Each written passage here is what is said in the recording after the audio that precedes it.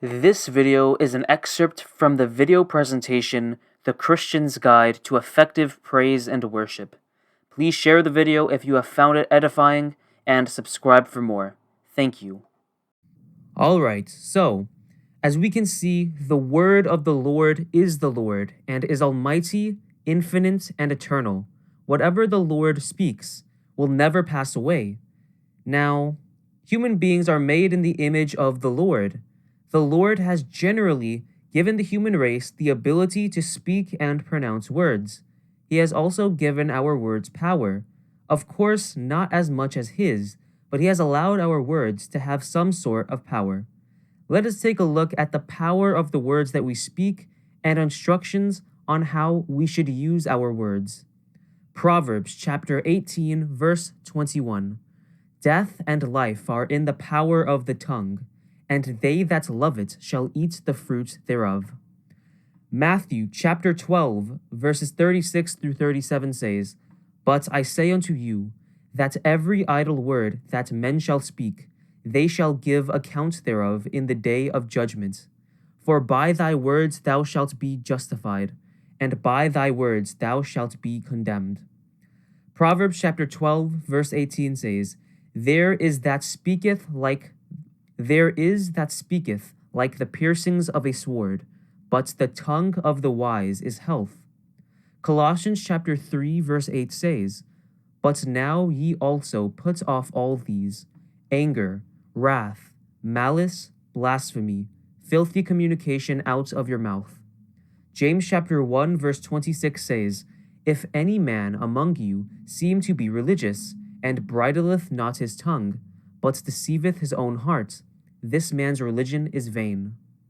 Ephesians chapter 4, verse 29 says, Let no corrupt communication proceed out of your mouth, but that which is good to the use of edifying, that it may minister grace unto the hearers.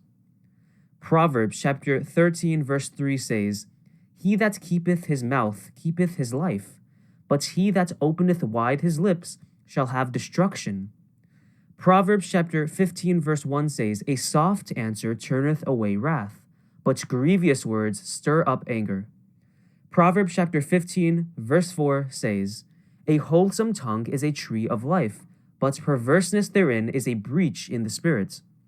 Proverbs chapter 16, verse 21 says, The wise in heart shall be called prudent, and the sweetness of the lips increaseth learning. Proverbs chapter 16, verse 24 says, Pleasant words are as an honeycomb, sweet to the soul, and health to the bones.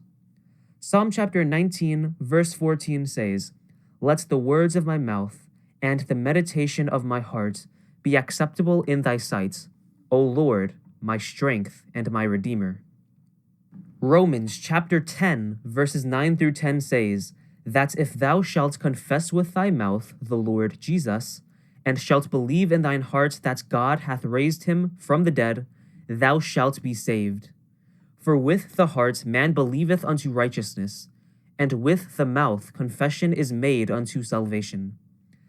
So as we can see, the words that humans speak are very, very powerful.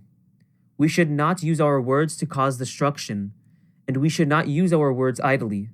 Our words should be pleasant, sweet, and wholesome.